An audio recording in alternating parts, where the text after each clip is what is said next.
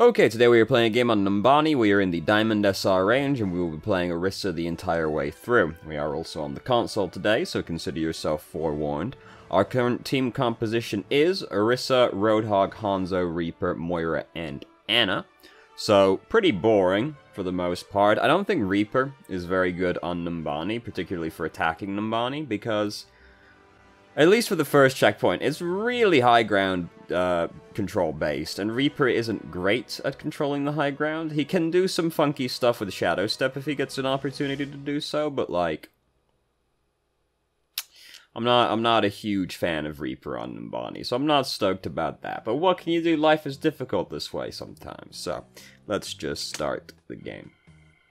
So we've got to attack Numbani first, which can be very arduous, to say the least, for the first checkpoint anyway. So they're really far up. We yank them out of position, but Hanzo has decided that he's going to go take on the whole world, and he gets hooked immediately and dies. Now, we do then kill their Roadhog in retribution for that. Reaper? Reaper, my man. Oh, that's him up there with the 1 hit point. Did he Wraith form in? Whatever, he's bad. Anyway, shockingly, there's bad people who play Overwatch. So Junkrat's up to no good. Junkrat's managed to kill Anna, and now, you know, it's not the greatest start to the round ever, is it? We immediately get killed on the staircase going up to the high ground. It's not that uncommon to get up to the hallway and then get just ass blasted before you can walk through the doorway, but everybody getting killed on the staircase is pretty sad. So they're actually starting to back up at this point because some people have gone over to touch the objective. A little bit far ahead of everybody else, so we have to catch up to them, and Reaper is dead, like, as we're arriving. So, you know, not the greatest timing in the world. So, damn, he just appeared behind us. He's been up to some shit. So he tries to hook us, but we fortify it. And there he goes. He's purple right now. I'm pretty sure they killed him. Yeah, they kill him. So managed to halt back the Lucio, but we don't actually manage to kill him. And then Reinhardt's up to no good, just like swings right past.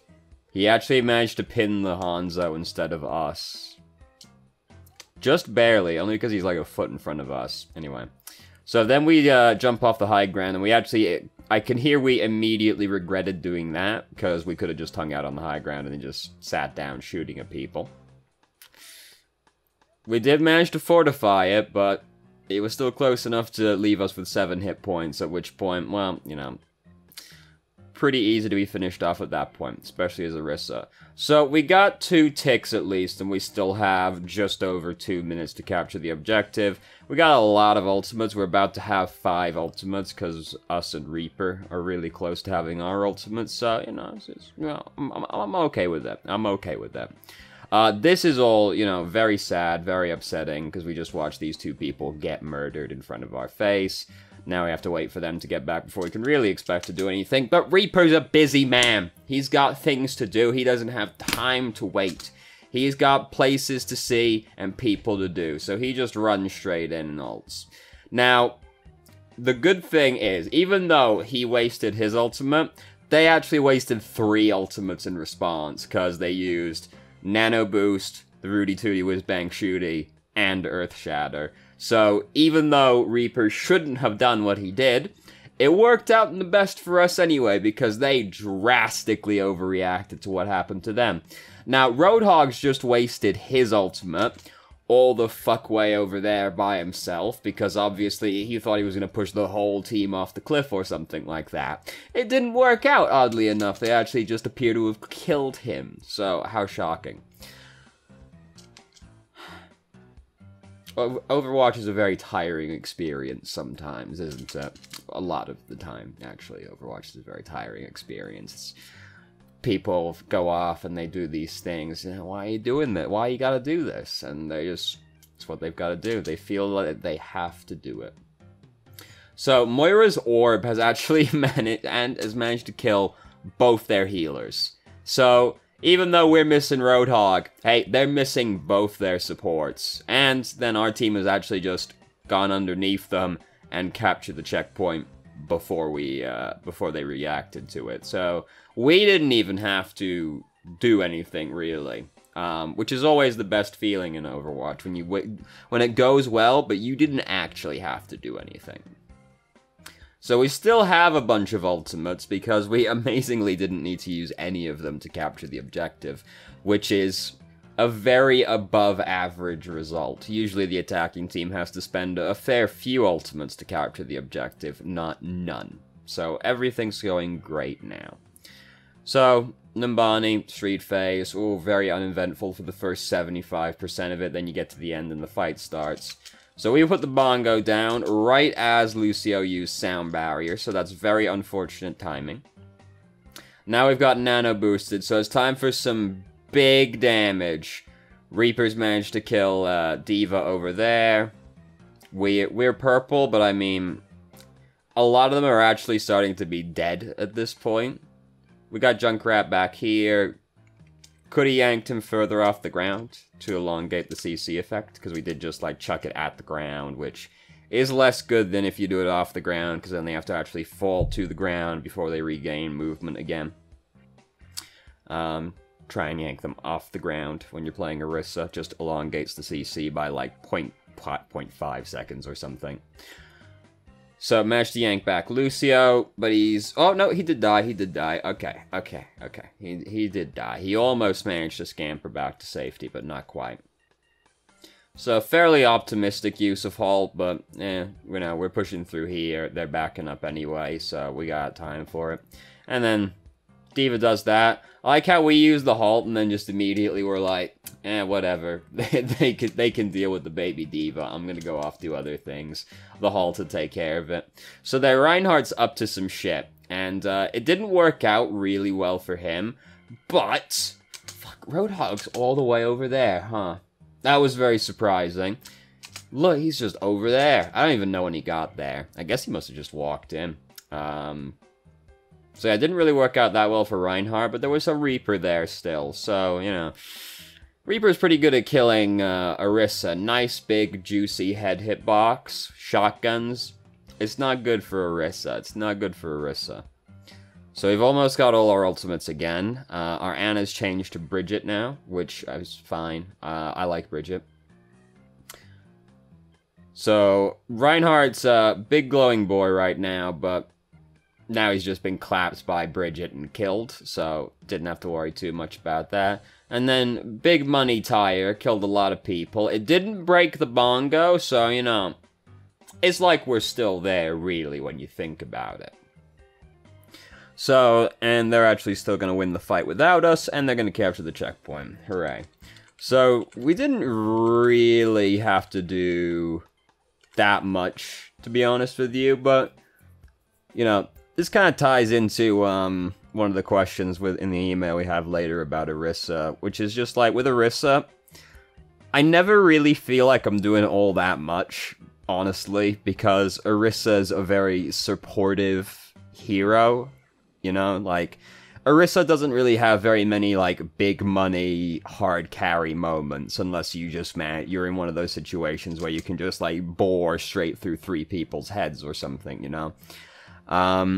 So, Orisa, I find, you kind of just sit around and, like, crowd control people as much as possible, do a bunch of, like, ambient damage to people, and then use your ultimate and hope other people make big plays. It's like the tank equivalent of playing Mercy, to me, you know, where it's very hard to hard carry a game as Orisa, because she's one of those heroes that's more based around supporting other people than really, like, doing a lot of stuff herself, you know?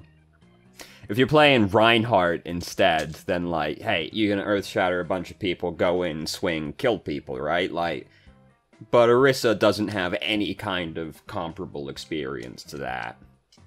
Anyway, whatever. So, Roadhog's, not Roadhog, Junkrat, the smaller Australian. Is Roadhog from Australia? He's from New Zealand, right? And Junkrat's from, Australia? Doesn't matter, it's the same fucking thing, really. Getting shot in the side by Junkrat. We really wanted to kill the Reinhardt, so I can understand, still trying to kill him. But Junkrat's gonna kill us a lot quicker than Reinhardt is, so he warrants more attention than the Reinhardt does right there. Even though I know we really wanted the Reinhardt dead. I really wanted the Reinhardt dead. But if Junkrat's just running up to you, it kind of requires a bit more attention. So we managed to fortify right there. I thought we were actually going to get taken off the edge, but we did fortify in time.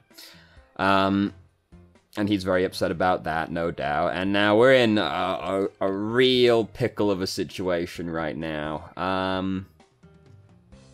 Yeah, there's no safety anywhere. Everybody, there's a lot of bad men around right now. And, oh, here comes the tire. Everybody's actually dead currently, so Junkrat's in the position right now where he's having to look for someone to kill with the tire, which is always very unfortunate. You ever been that way? You just use your ultimate and you have to find something to do with it. McCree just wasted his ultimate. It's always really funny when Genji does it, where Genji goes up to try and kill the guy, but, like, he dashes up to them and then they die, and he's like, fuck, oh shit, oh fuck. And he's just running around with his sword like, what can I do, what can I do? It's always very funny. That was very surprising. Zarya's managed to save us with the bubble. Yep, she did actually, like, save us. When did he get around there? Oh yeah, saw him right there. Or the noise we made when we saw him. It's okay, so Zarya saved us. And it's a pretty awkward fight. Now Zarya's gonna use her ultimate as well. And we go, hey, fuck it, why not? Let's put the Bongo down. Didn't really need to use it. Zenyatta also used Transcendence at the same time that we used ours, which is, you know, unfortunate timing more than anything else, but probably didn't need to use ours regardless. But we also kind of acknowledged that in the voice chat at the same time, so we'll not belabor the point. So we have almost got 3 ultimates again. None of them are particularly fantastic ultimates, but, you know, we have 3 ultimates. Oh, Reaper's just wasted his ultimate, so we don't actually have 3 ultimates anymore. We just have 2 ultimates instead now. So, because of the way that fucking nonsense fight happened, we got time. Oh, that was going to be the biggest pull in the world right there, but not quite. We actually had time to get back again. Reinhardt's been nano boosted. We are, like, going into his charge. We just used Fortify, yep, so we can't do anything about that. But we were, like, going into the pin. And, honestly, fair enough to turn and shoot at somebody else, because, like, we're not exactly doing huge damage to that guy, so we decide to turn around and do this instead. It's okay, we can just walk out of that one. Damn, fuck it, no one was here, was there? Oh, God, Zarya, what are you doing? What are you doing? Just like 1,000 miles away from her team. Now seems like the optimal time to use Graviton. Ooh, did that break? Yeah, it broke. Ooh, oh no. Yeah. It's bad spot. So we are half health right now. So we should be trying to get out of line of sight, seeing as our bubble is cracking. Going left is very scary right now, because then we'll walk out of the shield and then they'll just shoot us. But we can go right into that doorway, pick up the large health kit, and then avoid death, ideally. I assume we just didn't realize we were that low, or the bubble was about to break. Either way. I assume anyway. I don't know. I'm not clairvoyant. So, someone said once, have you considered doing these videos with the person that sent you the video so that you can ask their thought process at the time as well? And I said to that person, I record these videos at like 5 a.m. So that would be really awkward to arrange time-wise with people, wouldn't it? Also, like, I'm kind of an abrasive person, really, so I'm just like, turn and be like, so friend, why did you decide to do this dumb shit? And the person's like, right? Like, what were you doing? What were you thinking? What were you doing? Look, I wasn't there. I can see that, is what it would turn into, probably. It would probably be more entertaining, but I don't know that it would be particularly insightful. We didn't have Fortify? No, we didn't. We just used it. Too big. Too big. Can't dodge fast enough. Horse not agile. Well, big robo horse not agile. I don't know what I'm talking about anymore. So we've got a bunch of ultimates still, and they're not exactly winning this fight. So we managed to come back over here. They do have a Widowmaker, which is unfortunate for us with our big juicy head hitbox, but at the same time, Orisa's shield sustain is pretty good. So Widowmaker is usually not much of an issue for Orisa as long as, like, they don't focus our barrier down, which people tend to be very bad at actually doing. So soldiers jump down behind us. Not exactly hugely recommended maneuver, and now he's dead, but he did get Bridget, I guess, so that's us shown. Okay. I was like, we could have broken the Diva's mech, but no, we had to reload. Because this is why I'm bad at Orisa. I fucking reflexively reload all the time, and playing Ashe has done nothing to help this situation. I just, like, reload constantly. But, like, Orisa's reload is legitimately, like, 2.5 seconds. So you really don't want to reload unless you have to, or you know that there's going to be a big period of downtime. So we're paranoid about Soldier flanking us right now, so we're looking for him. This is bad ammo efficiency, or he did just, like, shoot the doorway a little bit and then reload at, like, mostly still full ammo. Takes a long time to reload. Our guns got a real big clip. I do this all the time, so it's hardly, I did see the person running towards it, like, what are you doing? Oh, wait, she's playing Bridget. Right. She's big, she got barrier, no big deal. So we actually haven't seen the enemy team for quite a while at this point, which is nice, honestly. We have a lot of fucking ultimates, don't we? They don't have very long left now. They've got 1 or 2 pushes left in them, depending on how quickly they regroup and how much staggering happens.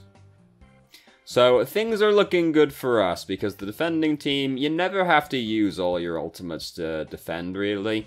Zarya's just decided to use her ultimate. We could have chucked that shield over there to try and help them, because they are, like, in mad deep right now, and Zarya just used grab, so obviously they're gonna stick around, but at the same time, I don't want to encourage this kind of behavior from them, you know? And if we throw the barrier over there to them, they'll be like, hey, now we can stay over here, and I don't want to encourage that, so maybe it's better we didn't throw the barrier over to them. So here comes Transcenders. They've elected to come in with Trance, which is generally not super recommended. And it didn't really work out super well. Soldiers using Tac Visor, that's scary. So we did put the bongo down in, like, a pretty exposed location while our barrier's off cooldown. We could have put the barrier down right now to try and protect the bongo, because that barrier right there isn't really doing that much anyway. So we could have moved the barrier quicker to try and save the bongo, but at the same time, like, they're getting clapped, so it doesn't really matter that much, to be honest. But so here's Tracer. Tracer is extremely inconvenient for there's a lot of screaming right there. Tracer's extremely inconvenient to play against as Orisa, so it's a good thing the game's almost over, isn't it? Oh, we killed someone. Nice. Always good when you just kind of kill someone. So, man, we really haven't had to do much for this last while, have we? We're just gonna dance. Alright, we got him. Easy peasy. Who got to play the game? Might have been McCree. Or was it Deadeye that got like 2 or 3 people? Maybe Reinhardt? No, it was Moira, of course. I'm familiar with the Moira play of the game. Yep, she's gonna coalesce. She's not actually gonna coalesce? Okay. Alright. Got him. Okay, so mostly uneventful. That's a very sad Transcendence healing card, to be honest with you, right there. He was on Yada for a long time, wasn't he, as well? Whatever, anyway. So, over in the email, we have many questions. First off, How should I be using her abilities? I find the halt the most confusing one. I tend to use it whenever I really feel like it. I am vaguely aware you should use it to displace people or get people high off the ground, but I also feel like I'm using it randomly without a goal most of the time. Also, a comment on my Fortify use would be very helpful. Am I using it at the right times? So, I mean, with Fortify, you want to use it. This is the easier question to answer, which is why I'm starting with the Fortify part. You want to use it when the person's going to do, like, their big burst damage to you, or save it to negate abilities like Reinhardt's Charge. Crowd control effects, basically. You see the Bridget right, walking towards you, you're like, I know what you're going to do. Not today, not today. There were a few times we got caught with it, where Reinhardt used his charge after Fortify ended. So you do have to kind of be aware of things like that. You know, the abilities that are gonna kill you if Fortify is on cooldown. Because if Reinhardt sees you use Fortify and he's reasonably close to you and he has charge, I know what the Reinhardt's thinking. The Reinhardt's thinking, this is some free fucking kill right here. He's gonna charge you right there and then. Even if it wouldn't really be a good idea to do so, because he's like, she can't fortify me now. So, you want to use it when you expect to take a big chunk of damage, because damage reduction abilities are this way, where there's no point using it after the damage has been done, right? You want to use it when the most amount is coming in, but you also need to account for abilities like charge, like, am I going to need to use this in the next few seconds to stop an ability? Or is the other person in a position where if they see me use Fortify now, they'll just use this ability and kill me when it ends? So you have to bear that in mind, but you want to use it to negate as much damage as possible. Do bear in mind the abilities, though.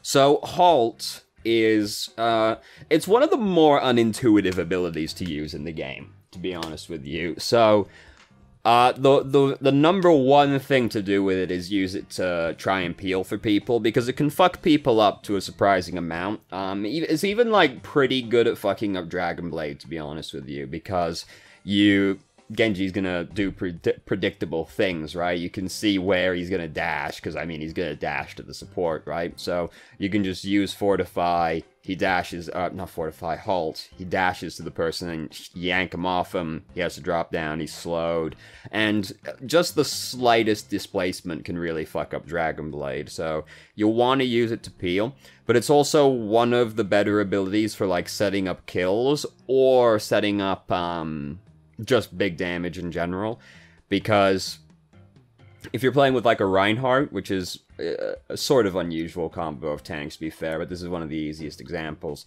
If you yank a bunch of people into the air, which is, you know, pretty easy to do, people tend to be pretty close together, so if you can yank a few people up into a few feet off the air, Reinhardt fire strikes through them, Reinhardt just got, like, 30% ult charge off of that, right?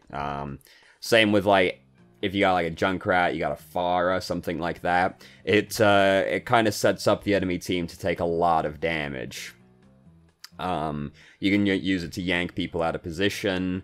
If you angle it right, sometimes you can yank, like, a DPS up above somebody's shield, and then if you've got, like, a Widowmaker on your team or something like that, that can set up a kill.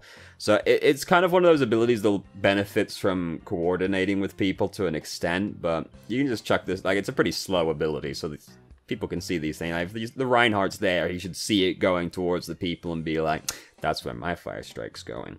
So you want to use it to peel for people, and you can kind of just chuck it out whenever, really, because if you're in, like, if you're in the situation where things are relatively neutral, or you're in the poking phase of the game, you can just kind of throw it out there, group up a bunch of people, and somewhere they don't want to be, and people can just do a bunch of damage to them while that's happening. It makes it slightly more likely that people are going to get picked off, but if nothing else, it just gets some ult charge, and it's something that, like, prompts a reaction from the enemy team, right? Because if you yank them up in the air, then they now have to spend a little bit of time repositioning, so it forces them to do something in response to what you did. And it was, like, no risk what you did, right? Like, using Halt is basically no risk to you. So, it can make something happen. So, the big one is using it to, and, you know, yank people off pits, obviously, but everybody knows that. Everybody's played on well, right? So, but you want to use it for heal people if you need to. Get them off. You see McCree rolling in, flashbang someone, halt, fucks up the shot, things like that. Those are basically the reasons to use it. You can just kind of throw it out whenever, though. Whenever you're in, like, the neutral or poking phase of the game, because it's, like, no risk, and it makes them do something. What do you think about the way I engaged the enemy during our first push on the first point? I felt as though I could have had more input than just sitting there and shooting spam damage, but I also don't know how I should be playing her. Am I supposed to be just sitting there and waiting for lucky kills from our DPS? So, yeah, this is what I was talking about earlier, where Orisa's a really supportive hero in this way. She doesn't necessarily contribute huge amounts herself. She just makes it easier for other people to do stuff. So for the first point push, I felt like we pretty much did what we could do, really. They were really far up, so we tried to yank them out, and then we tried to move up and make something happen, but Hanzo went up really far, get hooked in, Reaper got picked off, you know, so stuff that, like, we aren't in huge control of kind of led to that push failing, but I felt like we did about as much as we could do. Now that I'm thinking back on it, I can see it in my head. We didn't really put the shield down in the greatest place, because now that I think about it, we put it down at, like, pretty close to the wall, where it was really hard for people to actually use it and still be able to shoot at the enemy team, now that I think about that. You know, I get very easily distracted, so I tend to not think about these things at the time. But, like, yeah, Orisa's largely about supporting other people and making things happen. I mean, she's like, has a purely supportive ultimate, right? Like, if you put that ultimate on a support hero, it would make perfect sense for it to be there, right? She, sets things up for other people and, like, tries to protect them, but, like, she herself mostly just contributes, like, spam damage, breaks barriers. She has, like, pretty decent shield sustain and, like, a big damage boost ultimate, but yeah, for that push I felt like we did about as much as we could. It's just other people got picked off, which is like, you have limited control over. But yeah, like, well, this might tie into another question later on. Let me just skim real quick. That'll kind of come up on that question, yeah. So, yeah, I felt like that, like, we did fine. It's just, like, stuff outside of our control happened. Or mostly outside our control happened, I should say. Yeah, don't necessarily feel bad if you're just sitting there, like, shooting in spam damage to people, because that's basically what Orisa does. Like, you can, like, yeah, you know, you try to aim to kill people, obviously. You try and prioritize the people that you're most likely to kill if you can. But she has, like, a projectile weapon. She's gonna usually be fairly far away from them, or, like, a lot of people are gonna be on top of her. You mostly just contribute spam damage to make it easier for other people to actually, like, clean up kills. Not too dissimilarly to, like, Winston, though Winston has a little bit more agency over actually actively killing people. When I jump off the high ground at 10:30, was that the right call? I jumped down because I was being attacked and my teammates were, I'm presuming, not with me, but I also die immediately afterwards. What should I have done? So let's go back to 10:30, because I don't remember what happened. Right here. Yeah, so this is when we got killed right here. Yeah, it's really one of those, like, lose-lose situations where there's honestly not a great option available. No,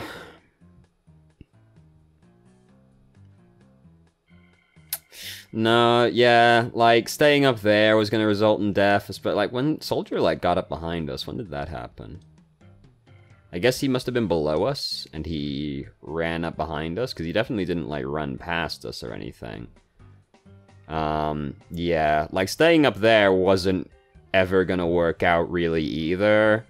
So you kind of gotta jump down, but jumping down's also gonna result in death. It's really like a lose-lose situation. It's just like, no matter what you do, you're probably gonna get killed regardless. We know in hindsight that jumping off was the wrong play, but, like, staying on the high ground at the time definitely didn't feel like the right play either. If Soldier wasn't behind us also, then it would have been better to stay up there, because Reinhardt can take a while to kill Orisa, but since Soldier was up there as well, it was just gonna be, like, die super quick, so it's pretty much what you could do, but, like, you know, things were going really badly at that point.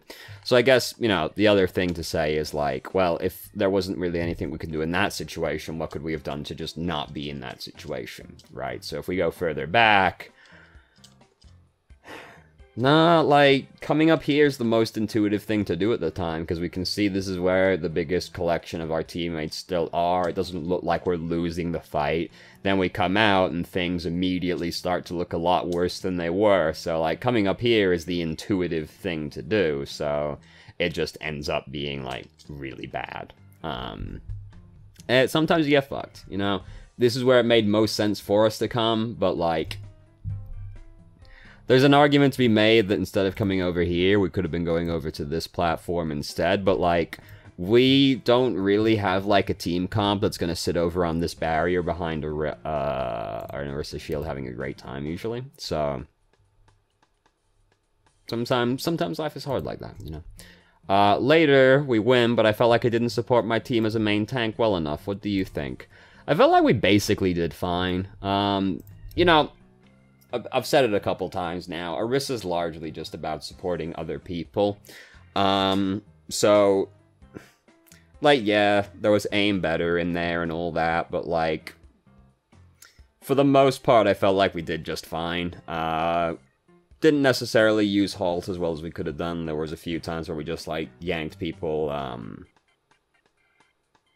like, back, like, it didn't really accomplish anything. We yanked them, like, a couple feet back, and then they're still on the ground when they're yanked, so they, like, kind of just get to immediately move around again.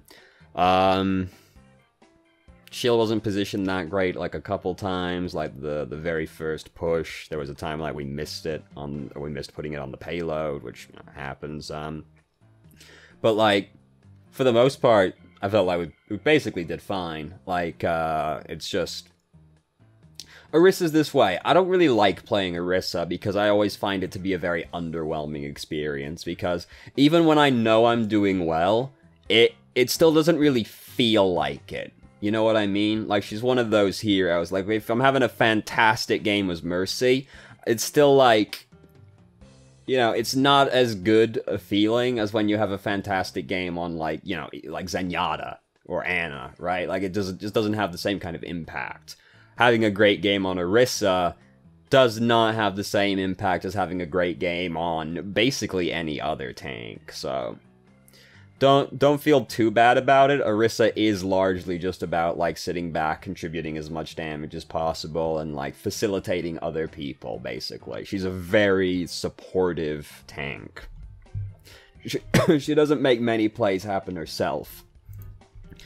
So, next, since Orisa is a very slow tank, I know that her ideal team comp is a stagnant/slow one. However, I don't have many options for main tank when it comes down to it.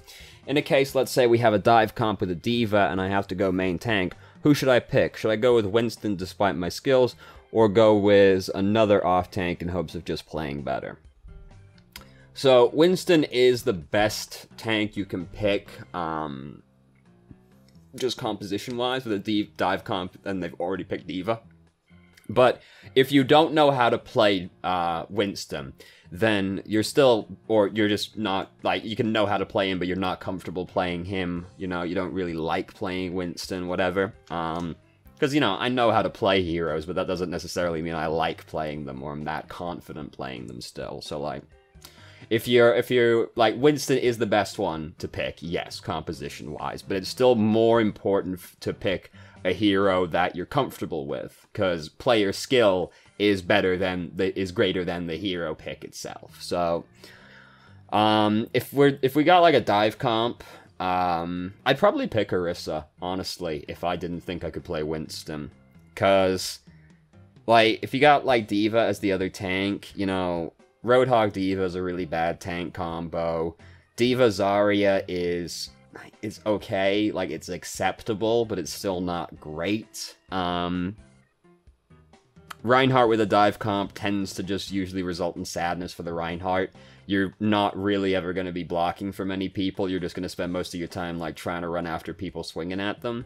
So, like, main tank-wise, if you can't play Winston, Orisa's probably the best one you can do, because you can still help the people in the dive comp, right? Because you just kind of would need to adjust the way you play Orisa a little bit, because if you're playing Orisa with a dive comp, then you'd want to watch for what the divers are doing, and then so you see Diva's gonna go for like the soldier back there, just for argument's sake, or like you see the Genji, the Tracer, whatever have you, is gonna go for the person back there in the back line.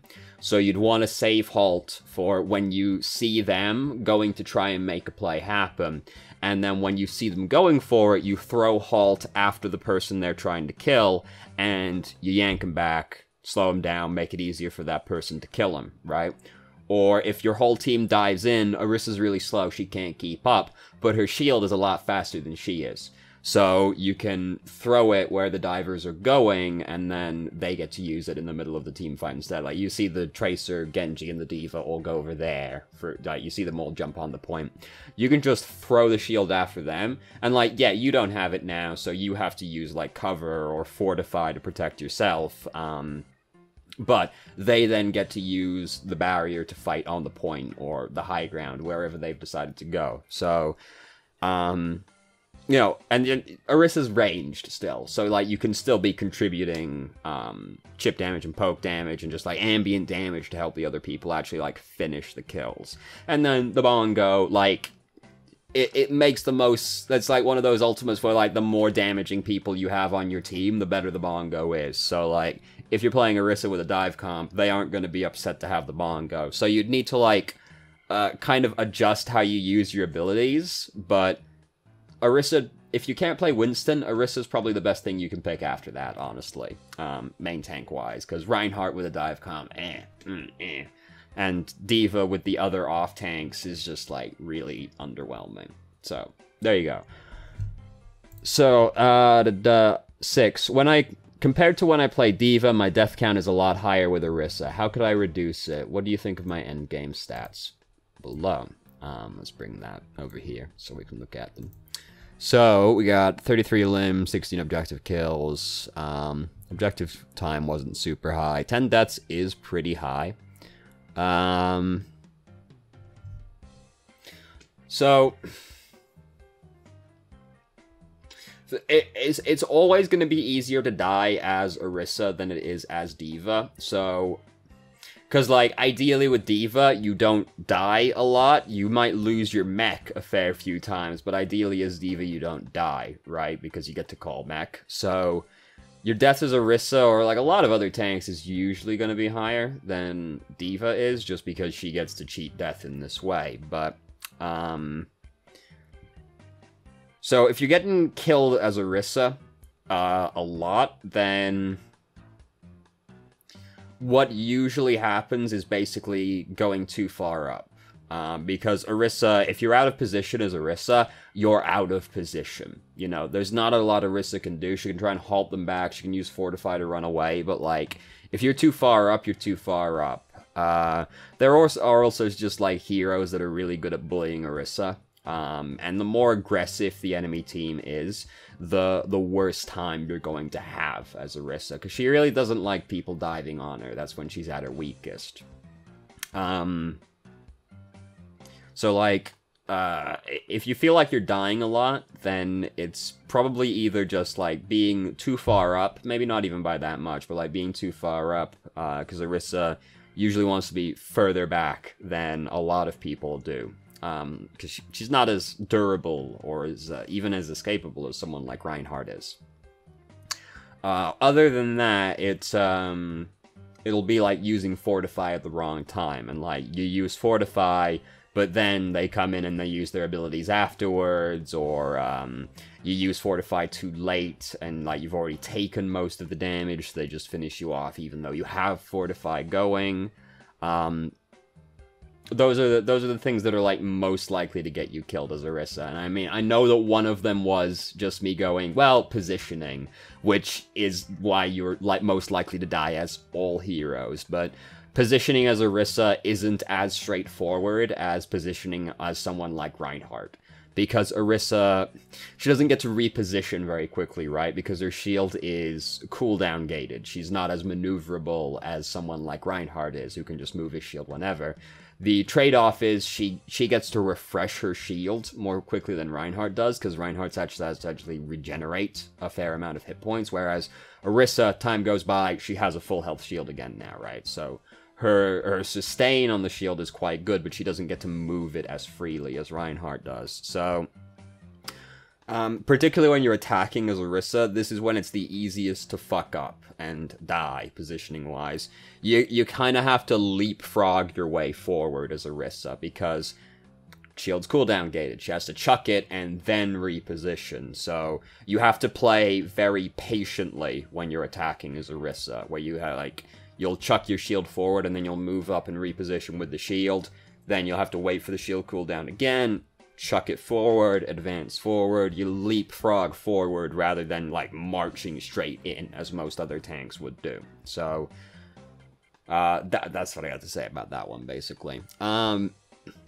Eliminations you can usually expect to be pretty high as Orisa, because she's one of those heroes that does, like, a lot of chip damage to people. So it makes it pretty easy to just pick up eliminations.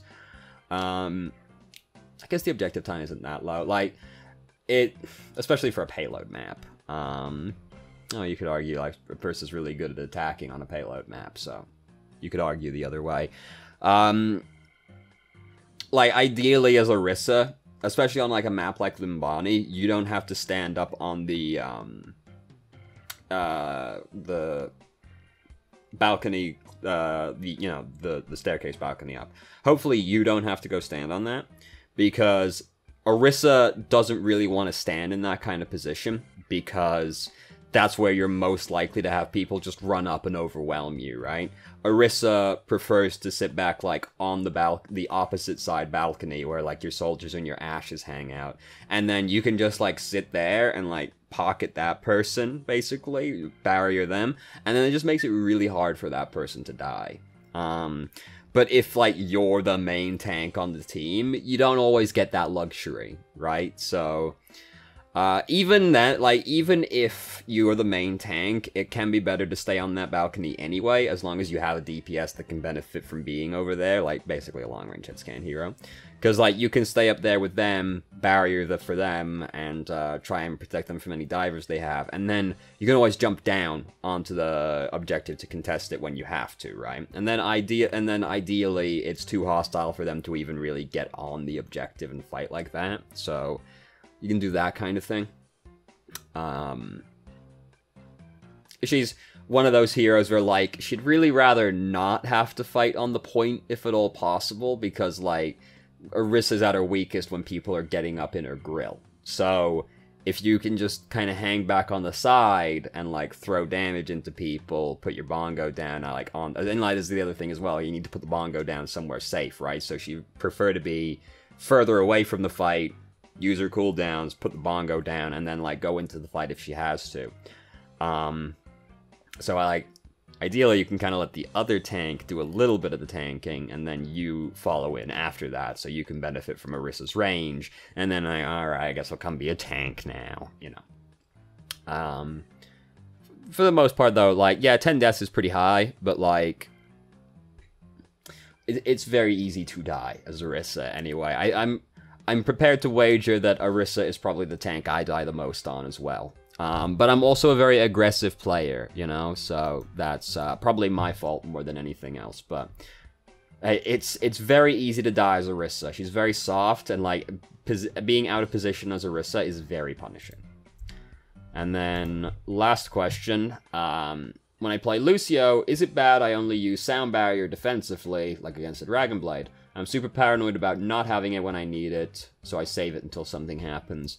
I feel like that, especially since they increased the shield amount on Sound Barrier, I feel like it is most commonly used as a defensive ultimate. And it was before that, anyway, to be honest with you. It's not as good of a defensive ultimate as Transcendence is, but it does get to do some things that Transcendence doesn't do. Because Transcendence doesn't save you from Junkrat's Tire. Transcendence doesn't save you from Pulse Bomb. But Sound Barrier actually can. Now there's a timing attached to that, right? So because Lucio has to actually jump up and then land to use his ultimate. So there's kind of a timing thing with the tire and like the pulse bomb, but like it can protect you from those things. Transcendence actually can't.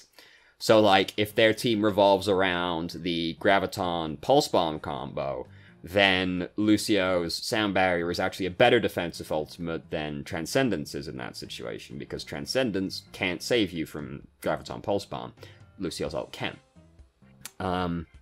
So no, like, there will doubtlessly be some times when you could have used it aggressively that you didn't if you only use it defensively, but at the same time, like, it is pretty commonly used as a defensive ultimate, or, like, you'll see, like, your Reinhardt charge in, and you'll be like, I guess we're going, sound barrier, but, like, let's be real, even when you sound barrier like that, you're mostly like, Reinhardt's gonna fucking die, so I'll use sound barrier to try and keep the guy alive, right? Like, most of the time I see sound barrier get used, it is defensive. You can use it offensively, so I would encourage you to try and look for opportunities to use it defensively. Like I'm going to sound barrier us right now, and then we're just going to speed boost through the gate, right? Like, you know, Hanamura type map, where like sound barrier, speed boost, just like try and like blitz straight through the door and like kill them before they know what the fuck.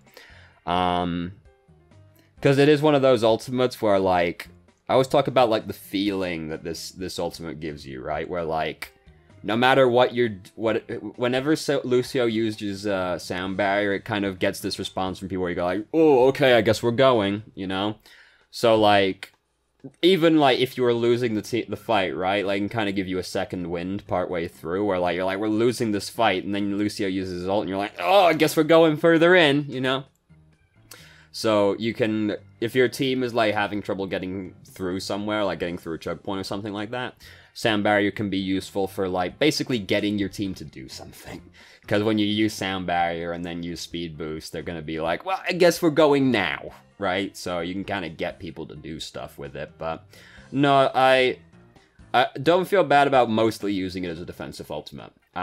Because I feel like that is what it is most commonly used for. Even though Transcendence is typically seen as being the better defensive ultimate, which, you know, it is better for the more common things, and there's no kind of, there's no timing requirement on it. You hear it, you slap it, nobody dies, right? Lucio, you have to use it earlier than Transcendence, basically. But at the same time, I do encourage you to try and look for opportunities to use it offensively as well, but don't feel too bad about using it mostly as a defensive ultimate at the same time. And that was the last question. So, thank you very much for watching. If you did, if you have any questions, feel free to ask. I'm more than happy to answer. If you felt I answered any of your questions from the email inadequately, please let me know, and I will try to expand further. If you haven't already, you can join our Discord and ask questions more directly and have a conversation about them, or just shitpost with us, and I hope you found the video helpful.